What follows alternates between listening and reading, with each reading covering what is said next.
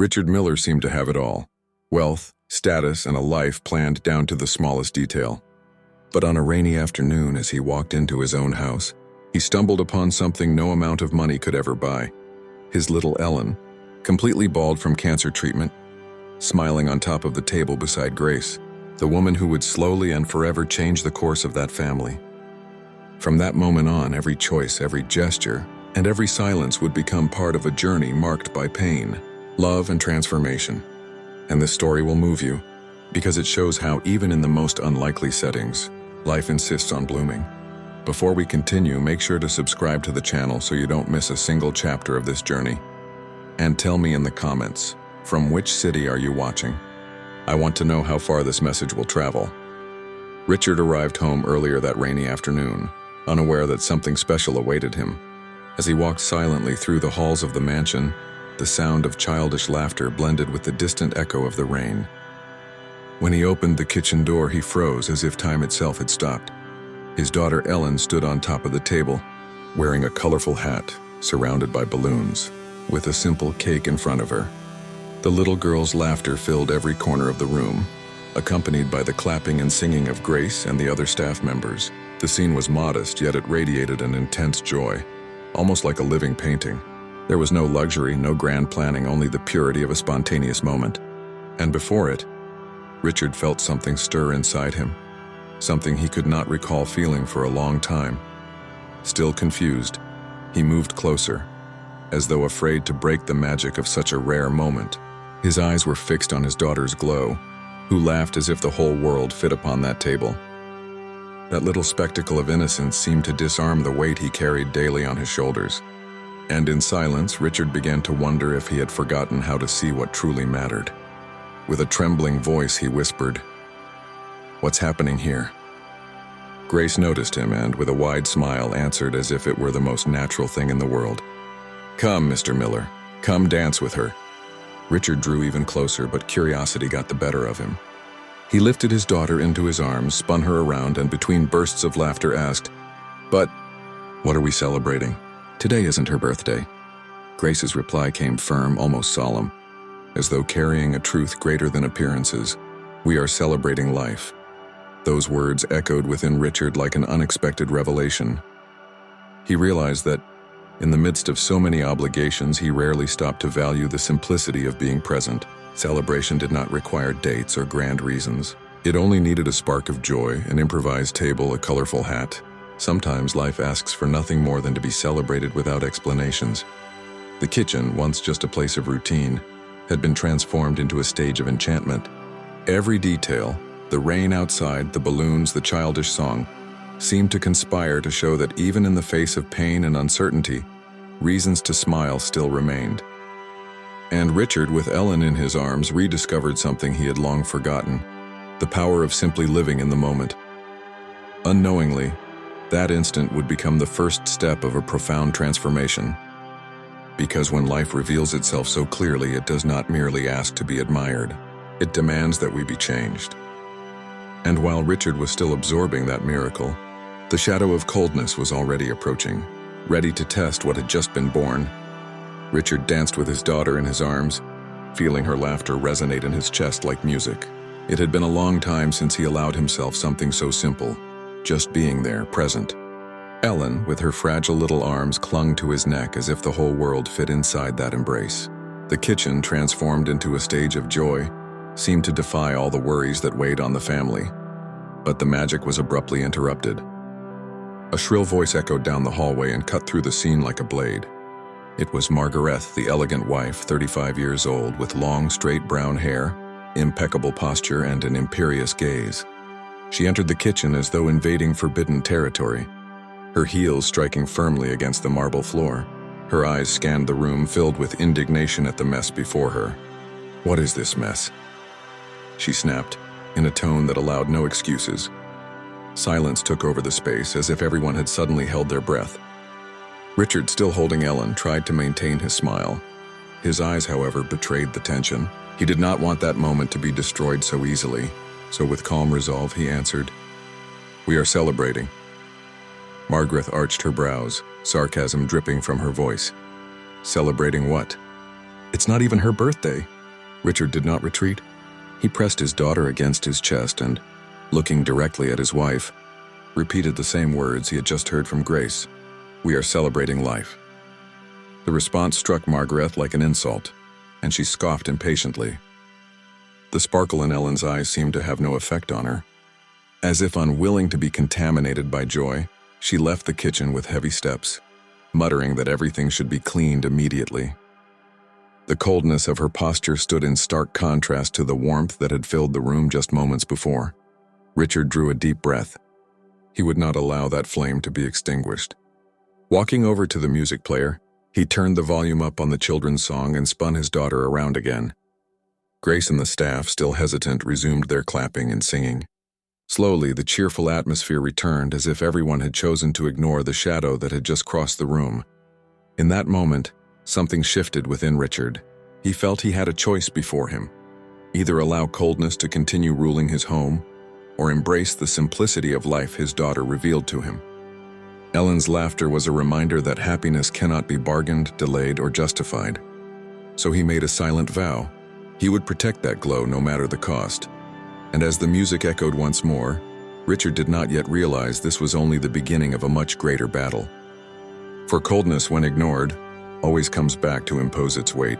And in the days to follow, he would discover even more clearly who truly brought light to his daughter, and who merely extinguished it.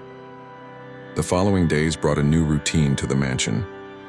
Grace, with her simple creativity and attentive heart, began organizing little surprises for Ellen. Sometimes it was an improvised picnic in the garden, with colorful blankets spread across the grass. Other times an afternoon of laughter in the playroom. Each gesture seemed to return to the girl the joy that illness tried to steal away. Ellen, though fragile, rediscovered childhood in the details. When she ran among the trees or immersed herself in colorful drawings, she momentarily forgot the weight of treatment. The light laughter that echoed through the garden was not just play. It was resistance, it was life asserting itself over pain. Those simple scenes had the power to transform a cold environment into a home filled with warmth. Richard, once consumed by endless meetings and commitments, began to shift his priorities. Every invitation from Grace was an opportunity to be by his daughter's side, and he accepted them all. Gradually, he traded reports and contracts for afternoons of invented stories and spontaneous laughter. The rigid businessman found himself captivated by the enchantment of simply being a father. There were afternoons when Grace staged improvised plays, using puppets made from socks and colorful ribbons. Ellen watched, mesmerized, clapping at each scene and begging her father to join. And Richard, though clumsy, allowed himself to be swept away by imagination, stepping onto the stage as the hero of the stories. In that simple theater, the girl discovered a world where fear had no place. Meanwhile, Margaret was invited but rarely accepted. When she did appear, she sat to the side, phone in hand, scrolling the screen without lifting her eyes. Her body was present but her soul absent. Ellen noticed, though she said nothing. In silence, the stepmother's absence became all the more evident.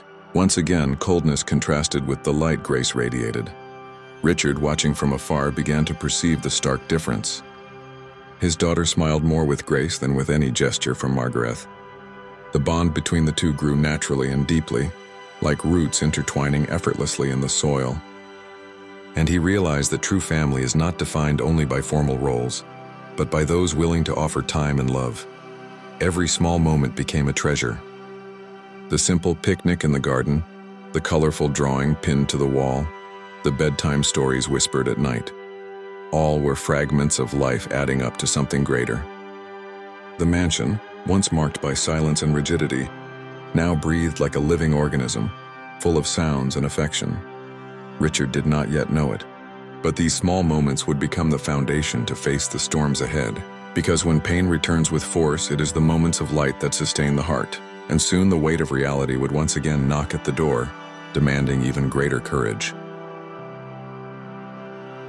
6 months after the diagnosis, Ellen's life took an even more challenging turn. The little girl had to be hospitalized, and her delicate face reflected both the fragility and the courage of a child in battle. Lying beneath the white hospital sheets, she looked at her father with tearful eyes and whispered softly, "I want Grace." The simple request carried immense weight. Richard understood in that instant that his daughter associated Grace's name not only with physical care, but also with comfort, hope, and joy. And so the nights were divided between him and the maid who had become indispensable. Together they told stories, sang softly, and held the small hand that sought reassurance. Grace, with her gracious smile, transformed the sterile hospital room into a place of warmth. She stuck colorful stickers on the walls, improvised puppet shows with paper cutouts, and invented songs to distract Ellen from the pain. Richard often watched in silence, deeply moved, realizing that this woman was sustaining not only his daughter but also himself, in the moments when hope threatened to fade. Meanwhile, Richard's phone buzzed with messages from Margaret. Short, dry, distant. One of them read, "I'm at a spa with my friends. I'll be back in 2 days." The words cut deeper than any silence. His wife seemed incapable of understanding the gravity of the moment. Her absence, marked by selfish choices, stood in brutal contrast to Grace's generous dedication. Richard, stunned, stared at the glowing screen. Incredulity gave way to a profound disappointment. How could Ellen's mother be so distant precisely when the girl needed her most? The weight of that reality fell upon him like a nearly unbearable burden. For the first time, he saw with clarity that Margaret lived only for herself, without true ties to the family. Ellen, even weakened, lit up with a smile whenever Grace appeared at the door. It was as though her presence was a medicine more powerful than any treatment. Richard began to notice that his daughter found in the maid something her stepmother had never given: genuine love, without conditions, without distractions. That contrast grew sharper with each passing day. The hospital, with its silent hallways and sterile scent, bore witness to the quiet transformation taking place within Richard. He no longer saw Grace merely as an employee, but as the force that preserved the last remnants of normality and joy in Ellen's life. It was impossible to ignore how the girl blossomed even in pain, whenever Grace was by her side. Amid sleepless nights and uncertain days, Richard felt something maturing inside him. With every smile from his daughter, with every tender gesture from Grace, he grew more certain that choices had to be made. Life was presenting him with ever-growing clarity. Two opposing forces, the coldness of Margaret and the light of Grace, and soon, that balance would demand a definitive decision. After 5 days in the hospital, Ellen returned home. The air in the mansion felt different the moment she walked through the door. There was an atmosphere of rebirth. Grace, always attentive, had prepared a warm reception. Colorful balloons hung in the hallway. The girls' favorite food was laid out on the table, and cheerful music filled the house. It was as if the entire home was breathing relief. Ellen smiled as if she had just returned from a great adventure. Her eyes lit up at every detail prepared especially for her. The fragility of her body did not dim the strength of her joy. For the little girl, this was not just a return, it was a victory. And Grace, watching closely, knew that every smile was worth more than any material achievement. Yet harmony was broken by the arrival of Margaret. She entered accompanied by friends dressed in elegant clothes, carrying on her face an expression of disapproval. Her eyes scanned the scene with coldness, and her words fell like a sentence. "More mess? This room is no place for that." The hug she gave her stepdaughter was brief, almost mechanical, lacking warmth. Immediately after, she rejoined her group as if nothing significant were happening. The contrast between her indifference and Ellen's vibrant energy was so striking that even the staff looked away, uncomfortable. Richard, however, could no longer contain his indignation. That single drop was enough to overflow the cup. That night, when the guests had already left and the house was wrapped in silence, Richard confronted his wife. The argument was intense, filled with accusations, long-suppressed resentments, and truths that could no longer be hidden. With a firm voice, he declared, "Margaret, it's over. I will not allow someone who doesn't care about my daughter to remain in our lives. I want a divorce." The words echoed like the final strike of a gavel. Margaret, surprised by her husband's firmness, tried to react, but there was no room left for excuses. Richard's decision did not come from a moment of anger. It was the result of months of observation, of contrasts, of painful silences. He finally understood that love and presence cannot be replaced by appearances and coldness. Ellen, unaware of the marital storm, slept peacefully in her room after the warm reception she had received. Richard looked at her before returning to his study, strengthening within himself the certainty of his choice. At stake was not just the future of his marriage, but his daughter's protection and the preservation of what remained of her innocence. And so, in that same house that had so often been a stage for indifference, a decision was made that would forever change the family's path. Yet Richard did not know that after drawing a line in the sand, life would soon offer him new opportunities to begin again, and that the next step would be far more than simply ending a marriage. The mansion's garden was transformed into an enchanted setting. Grace set up a tent lit by lanterns strung along cords, scattered colorful cushions, and prepared simple snacks in picnic baskets. Ellen, upon seeing everything ready, clapped her hands in excitement, running into the tent as if embarking on a grand adventure. The atmosphere radiated warmth and joy. Richard, standing aside for a moment, watched the scene. With every gesture from Grace, he noticed the care with which she turned ordinary moments into unforgettable memories. It was not just a camp out. It was Ellen's chance to live her childhood despite the pain. And when he entered the tent to join them, Richard felt he was part of something greater than any luxury could ever provide. Seated together, they told stories under the gentle glow of the lanterns. Richard improvised tales of knights and castles, while Grace created magical characters with playful voices. Ellen burst into laughter, hiding under blankets at every suspenseful twist. It was as if the garden had turned into another world, one where illness had no place to exist. Later, Grace offered marshmallows warmed over small artificial fires. The flicker of the flames reflected in Ellen's eyes as she bit into the sweet with delight, her fingers sticky and carefree. Richard, enchanted, realized that this moment had more value than all the lavish banquets he had ever attended. Simplicity, after all, carried extraordinary power. When Ellen fell asleep, exhausted from so much joy, she rested in Grace's arms. The scene was delicate, the fragile girl breathing peacefully as if cradled by the safest embrace in the world. Richard moved, leaned closer, and whispered softly, "Why do you do all this?" Grace lifted her eyes, her gentle smile intact. With serenity, she replied, "Because every smile of hers is worth the world." The answer struck Richard like a revelation. He held Grace's hands, his eyes brimming with gratitude, and then, with his heart overflowing, he confessed, "You changed our lives." Driven by the impulse of emotion, Richard kissed her. The gesture, spontaneous and full of intensity, was followed by sudden applause. Ellen, who had woken up sensing the shift in mood, clapped her hands and exclaimed joyfully, "I knew it. My heart, mommy, and my daddy kissing." In that magical instant, Richard gathered his courage. Kneeling before Grace with his daughter's help, he asked the question that would change everything. "Will you marry me?" Grace's gracious smile turned into tears of emotion. With a trembling voice, she answered, "Yes, I accept." Ellen, radiant, leapt into their arms as if she had been part of the greatest show of her life. The garden, lit by lanterns and the glow of the stars, stood witness to a moment where love, family, and hope became indissolubly entwined. The next morning, the mansion seemed to breathe a different atmosphere.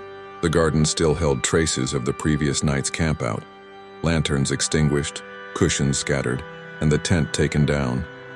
Yet Richard's heart was filled with a new certainty. He knew he had to make official what was already written in his soul, and for that, he chose the simplest, most symbolic place, the kitchen. Grace was there, back to her routine. With an apron tied around her waist, she stirred the pans, preparing breakfast for the staff.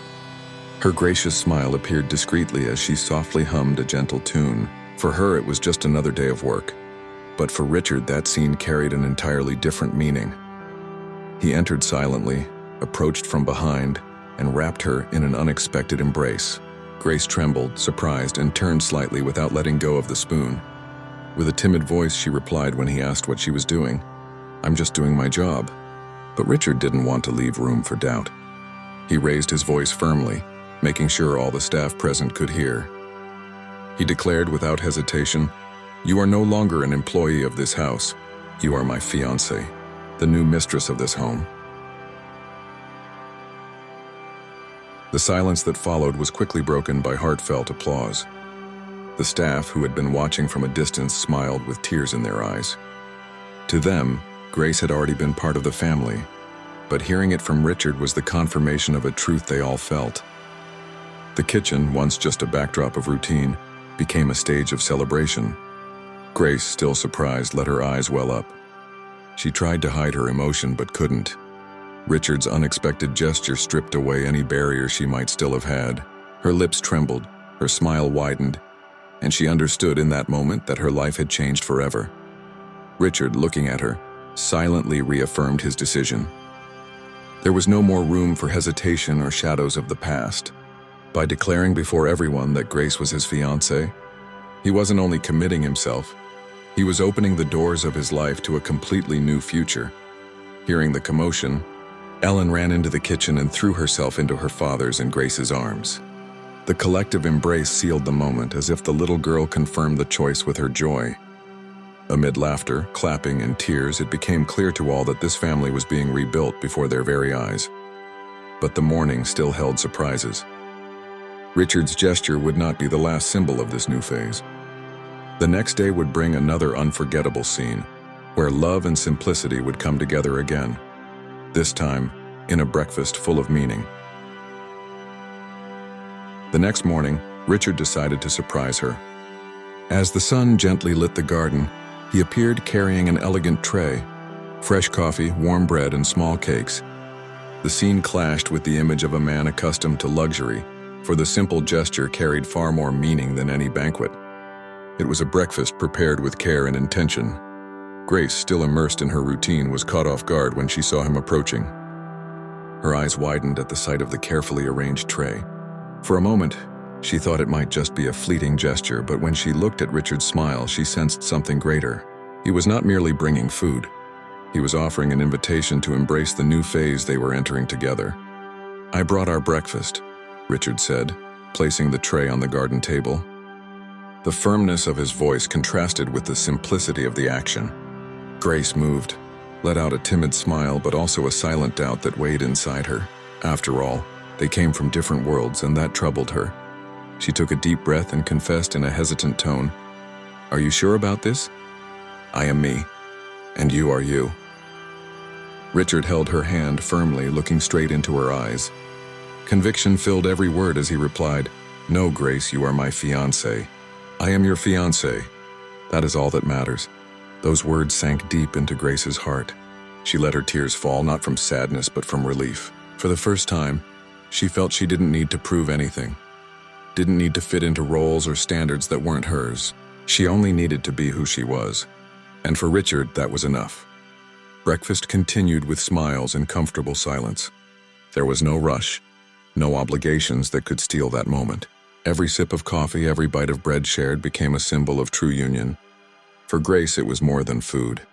It was confirmation that her life had taken an unexpected and extraordinary turn. Ellen, waking up to the aroma drifting from the garden, joined them. She jumped excitedly into her chair and asked for a piece of cake. The scene was completed like a perfect painting. Father, daughter, and future wife gathered around a simple table, yet filled with meaning. The little girl's laughter echoed, sealing the new phase with innocence and joy.